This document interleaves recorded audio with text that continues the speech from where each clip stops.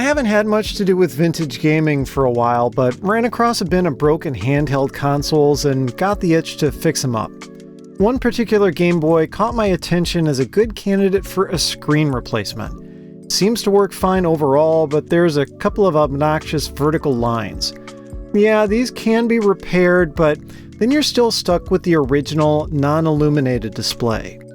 I've done my fair share of Game Boy screen replacements using a variety of kits.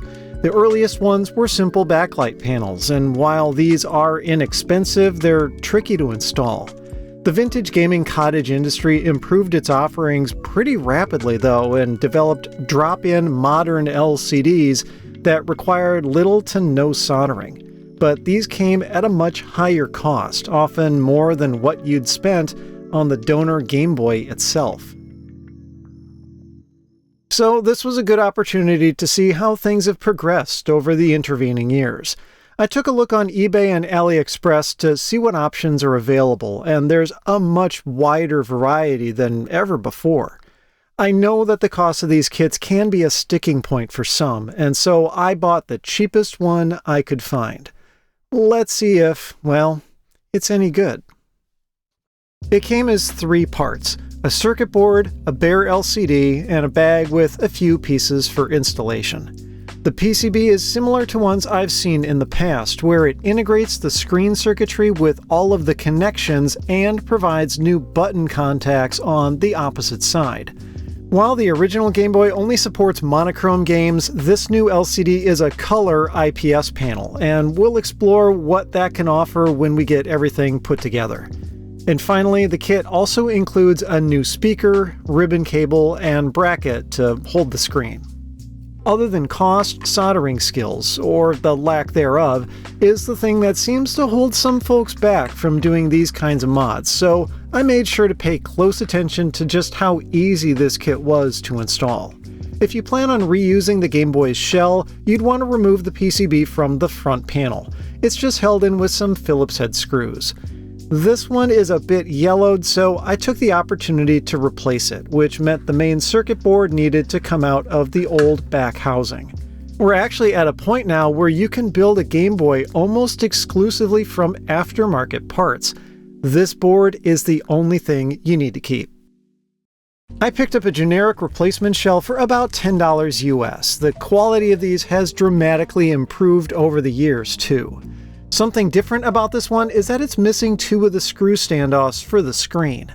The ones on the sides are there, but the top 2 are gone, and that's so a variety of replacement screens can fit without needing to cut away at the shell. Before I could get to installing the new screen, I had to pick out the buttons I wanted to use. I had a few sets of spare buttons from previous shell swaps and ultimately picked out a pastel palette to give this thing early 90s vibes. They got dropped into the front panel along with the original button membranes from the donor console, as I find they tend to offer the best button feel. The kit comes with a replacement speaker and it needs to go in next.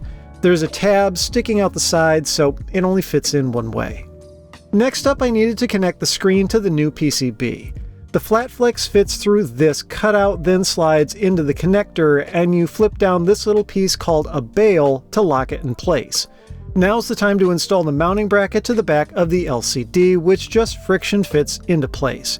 I peeled back a corner of the protective film to make it easier to remove later, then after some trial and error found that it's very helpful if you drop in a couple of screws between the PCB and the screen bracket. They won't stay in place, but rather act as alignment pins. The only really tricky part of this whole install is getting the screen and PCB into the shell. The screen bracket fits into those screw posts we looked at earlier, but it can be difficult to align with the PCB in the way. That's what putting those 2 screws in first can help with. If you get the PCB aligned with the shell, then the screen will follow. I thought about installing everything face up, which could make alignment even easier, but in that case, the buttons would fall out and you have to have them in the shell first. Dropping the screen in separately from the PCB could be an option too, except I found that the flat flex is too short to connect after the fact. That cable is also problematic in another way we'll discuss a bit more later on. With all the screws in, I could connect the speaker. Some other kits require soldering this, so it's nice to see that they went with a modular plug here. I installed the ribbon cable, and it's important to note that the blue side needs to be facing up. Then I could get the power switch slider in the back housing and drop in the motherboard, which only needs a few screws to secure. Normally I like to reuse the original screws as they tend to be better quality, but ended up switching to the ones that came with the shell as they're self-tapping and much easier to install in the screw posts. Almost done. I connected the ribbon cable and put the housing together, again using the new screws to secure it. Then I dropped in some batteries to test things out. Looking good. We'll check out the image quality more closely in a moment, but I wanted to get the screen lens installed first, which is a glass one I picked up to match the shell. It sucks to get dust stuck under the screen, so I try to do this part quickly, and it's also why I left the film on the LCD until now. But I got it pressed into place, and everything's looking nice. I have to admit the results are pretty compelling. The new screen is about the same size as the original, but it's sharp and offers decent brightness. That brightness is controlled by a rocker switch where the contrast wheel originally was, and it navigates the menu options too. You can alter the position of the image, enable grid lines, which I honestly didn't find very well executed, and also customize the different color palette options before saving the settings as a so-called project that you can pick from. There are a few other projects already available with various color palettes. Again, this won't make games play in color, but rather just alter the shades of gray to something else. This isn't the best or fanciest Game Boy screen I've seen, and it does have its minor flaws. For an IPS panel, it doesn't have the best viewing angles, though it's still plenty usable. Also, a lot of replacement Game Boy shells have slightly larger display openings, but the size of this screen leaves its edges somewhat visible. On a white shell like this, it's not a big deal as it blends in, but it's a little more obvious with other colors. And that issue with the short LCD cable can also make alignment difficult, as the screen wants to sometimes sit slightly rotated in its opening.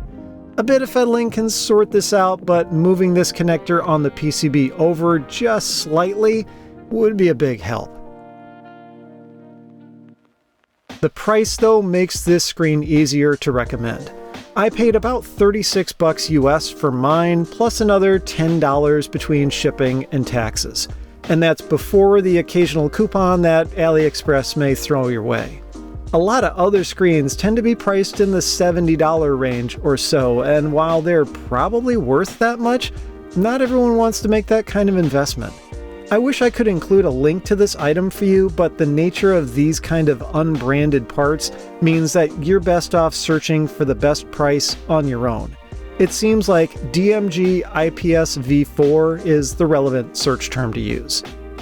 In the end, I spent about $65 restoring and upgrading this Game Boy, and I think that's a really solid value. If you're a die-hard gamer and want the best experience possible, higher-end options are gonna be your best bet. But for casual use, or as a way to dip your toe into the ocean that is game console modding, it turns out that even the cheapest display kits are actually pretty solid. If you liked the video, I'd appreciate a thumbs up and be sure to subscribe. Here's another episode you should check out, and as always, thanks for watching.